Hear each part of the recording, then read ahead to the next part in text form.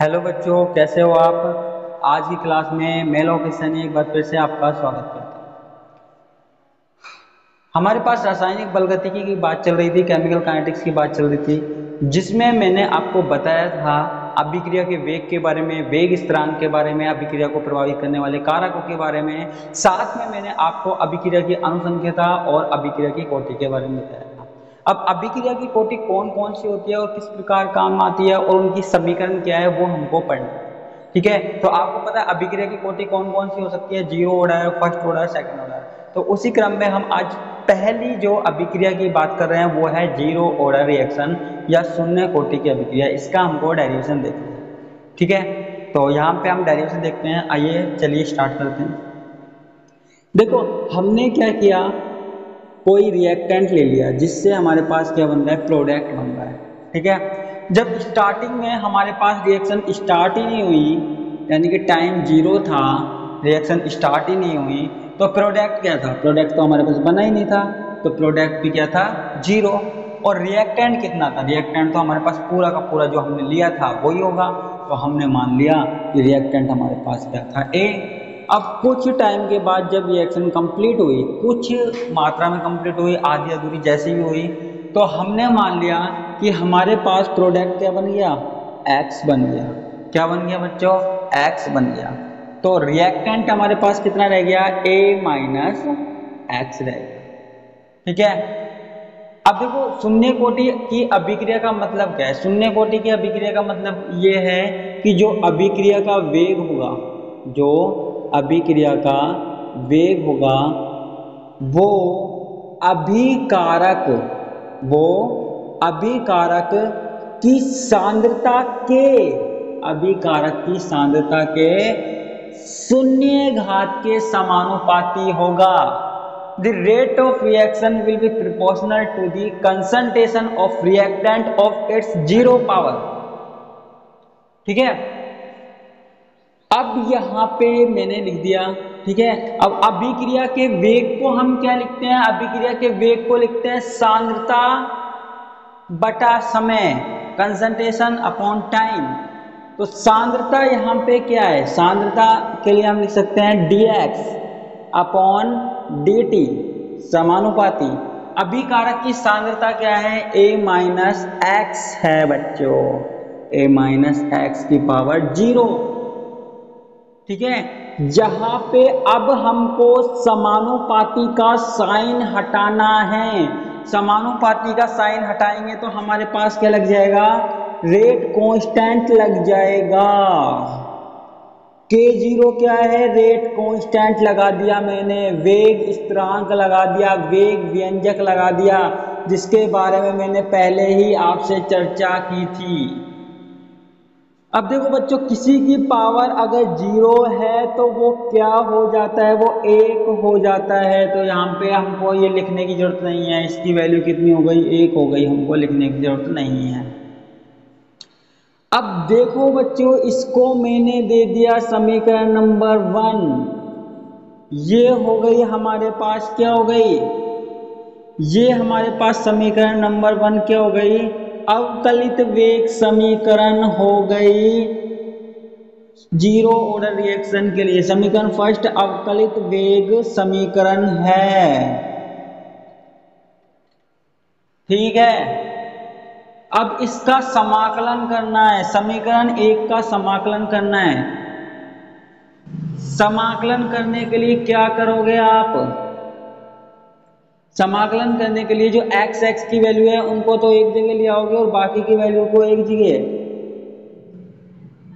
dt को यहां लिया है तो ये क्या हो गया, k0 dt। इसका समाकलन कर दीजिए। और यहां बताता हूं मैं, जब मैंने dx का समाकलन किया, dx का समाकलन आपको पता होगा क्या होता है, x होता है। और k0 वेग स्थिरांक या फिर किसी भी कांस्टेंट का कोई भी समाकलन नहीं होता है, तो इसको हम क्या लिख देंगे, k0 का k0 लिख देंगे। ठीक है, और जो हमारे पास टाइम है, टाइम का टाइम होता है t लिख दिया। ठीक है, हमको निकालना क्या है, k0 निकालना है, तो k0 is equal to x upon t. ये आ गई हमारे पास समीकरण नंबर 2। लेकिन उससे पहले एक बात और करता हूं, जब मैंने इसका समाकलन किया तो यहाँ पे देखो, जब भी समाकलन करते हैं तो एक समाकलन स्थिरांक लगाते हैं। मैंने लगा दिया सी, या आई भी लिखा होगा क्या जगह आपने, सी या आई। अब आई की वैल्यू कैसे निकालेंगे? देखो, जब हमारे पास टाइम जीरो था, तो हमारे पास प्रोडक्ट कितना था? जीरो था, यानी कि एक्स जो प्रोडक्ट था वो था जीरो। t बराबर जीरो और x बराबर जीरो इसमें रख देते हैं, तो x बराबर जीरो, t की वैल्यू जीरो रखेंगे और इससे मल्टीप्लाई करेंगे तो क्या हो जाएगा? जीरो हो जाएगा, प्लस में c की वैल्यू क्या आ गई? जीरो आ गई। ठीक है, c की वैल्यू क्या आ गई? जीरो आ गई। इसको समीकरण नंबर 2 दे सकते हैं। अब इसकी वैल्यू c का जो मान है वो समीकरण नंबर 2 में रखेंगे, तो 2 में रखने पर क्या होगा? x बराबर k0t रख दिया मान। ठीक है, और निकाल, जीरो है तो जीरो के लिखने की जरूरत है नहीं। k0 is equal to x upon t. ये हमारे पास क्या आ गई? k की वैल्यू आ गई। क्या आ गई बच्चों? k की वैल्यू आ गई। ठीक है, इसको हमने रख दिया समीकरण नंबर 3। ये हमारे पास क्या हो गया? समाकलित वेग समीकरण। समीकरण नंबर 3 क्या है बच्चों? जीरो ऑर्डर रिएक्शन के लिए समाकलित वेग समीकरण। समाकलित वेग समीकरण है। क्या है? समाकलित वेग समीकरण है। ठीक है, अच्छा, अगर इसके मात्रक की बात की जाए किसके? k0 की, तो किस हम निकाल सकते हैं मात्रक? आप कहोगे कैसे निकालेंगे? सीधी सिंपल सी बात, k0 है, ठीक है, यहां से कोई सी भी समीकरण उठा सकते हैं, k0 x क्या है? सांद्रता है, मैंने हिंदी में लिख दिया सांद्रता। ठीक है, और t क्या है? समय है। ठीक है, समय यानी कि सेकंड में, तो सांद्रता। और टाइम को अगर ऊपर ले जाना चाहे, टाइम को हमने लिख दिया सेकंड में। ठीक है, तो सेकंड को मैंने ऊपर ले गया तो क्या हो जाएगा? सेकंड इनवर्स हो जाएगा। और सांद्रता को हम लिख सकते हैं मोल अपॉन लीटर भी लिख सकते हैं, mole upon litre second inverse. और अगर और ऊपर ले जाना चाहो लीटर को, तो लीटर को भी ऊपर ले जाओ तो ये क्या हो जाएगा? लीटर इनवर्स हो जाएगा। ठीक है, तो ये हमारे पास क्या हो गया? मात्रक हो गया। इसको आप देख सकते हो। ठीक है, मिटा दिया जाए, मिटा देते हैं।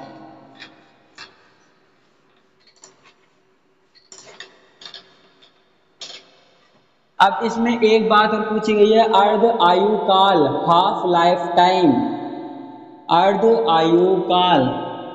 अब आप पूछेंगे अर्ध आयु काल क्या होता है? अर्ध आयु काल कोई समय है, ऐसा समय जिसमें अभिकारक या उत्पाद, जिसमें अभिकारक प्रारंभिक सांद्रता का आधा रह जाता है, प्रारंभिक सांद्रता का आधा रह जाता है।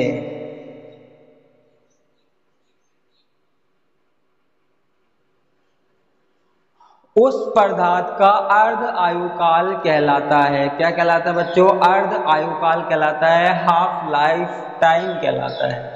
ठीक है, यहां पे t बराबर 0 लिया था मैंने, t बराबर t लिया था। अब देखो, इसको मैं मिटा देता हूं। देखो, ये जो पदार्थ है, अभिकारक है, वो कुछ समय के बाद अगर आधा रह जाए, a/2, ठीक है, तो प्रोडक्ट भी कितना रह जाएगा? a/2 रह जाएगा। उसको हम बोलेंगे t हाफ बोलेंगे, या अर्ध आयु काल बोलेंगे। आधा हो सकता है ना, जैसे ये 10 था तो ये 5 हो गया और 5 क्या है प्रोडक्ट में चेंज हो गया, तो ये हाफ हो गया, ये हाफ हो गया। अब देखो हमने समाकलित वेग समीकरण निकाली थी अभी अभी, k0 = x/t निकाली थी ना। हमको क्या निकालना है, t निकालना है। तो x की जगह तो हम क्या रख देंगे a/2, पहले यहाँ x था ना तो हमने रख दिया a/2, और t की जगह हम क्या रख देंगे, t हाफ रख देंगे। तो k0 = x a/2 और t की जगह हमने क्या रख दिया, t हाफ रख दिया। लेकिन हमें चाहिए क्या, t हाफ चाहिए, तो t हाफ को इधर ले जाएंगे, तो t हाफ = a/2 k0। ये हमारे पास हो गया अर्ध आयु काल हो गया। क्या हो गया, अर्ध आयु काल हो गया। ठीक है, इसका मतलब क्या है, इसका मतलब ये है कि जीरो ऑर्डर रिएक्शन में जो अर्ध आयु काल है वो प्रारंभिक सांद्रता के समानुपाती होता है। क्या होता है, प्रारंभिक सांद्रता के समानुपाती होता है। ठीक है, एक छोटी सी बात और करनी है मुझे, ये अर्ध आयु काल हो गया, मुझे बात करनी है इसके ग्राफ की। ठीक है, ग्राफ की, ग्राफ के लिए हम क्या करते हैं, k0 = x/t। ठीक है, और x बराबर ऐसे लिख सकते हैं k0 t को इधर ले आए, तो x किसके प्रोपोर्शनल हो गया, t के। हमें ग्राफ किसके बीच में खींचना है, x और t के, ये t और ये x। देखो सांद्रता समय के समानुपाती है, तो सांद्रता बढ़ने के साथ साथ क्या होगा, समय भी बढ़ेगा। ये हमारे पास क्या हो गया, इसका ढाल हो गया, स्लोप हो गया। ठीक है, ये सरल लाइन ग्राफ है। देखो x जैसे जैसे बढ़ रहा है t बढ़ रहा है, तो ये ग्राफ कुछ इस तरीके से आता है। ठीक है, तो मैंने आपको सारी चीज निकाल के बता दी है, समीकरण, अर्धायु काल और बाकी की चीजें। अगर आपको इस यूनिट में न्यूमेरिकल भी करने हैं तो आप जरूर बताना, तब तो मैं न्यूमेरिकल कराऊंगा, नहीं तो फिर कोई फायदा नहीं है अगर सिर्फ डेरिवेशन देखनी है तो आज की क्लास में बस इतना ही, बाकी की बातें हम कल की क्लास में करेंगे जहाँ पे हम फर्स्ट ऑर्डर रिएक्शन पढ़ेंगे। धन्यवाद।